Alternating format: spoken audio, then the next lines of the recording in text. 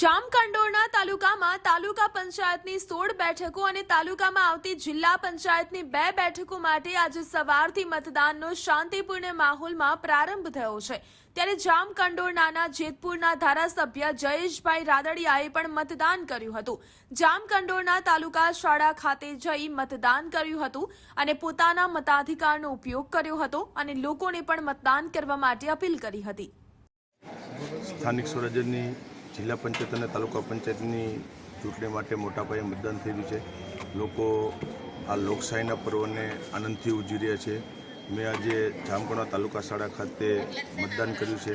ભારતીય જનતા પાર્ટીનો ભવ્ય વિજય થશે એવા પૂરા વિજયના વિશ્વાસ સાથે આજે જામકંડોરણા તાલુકા ખાતે મતદાન કર્યું છે।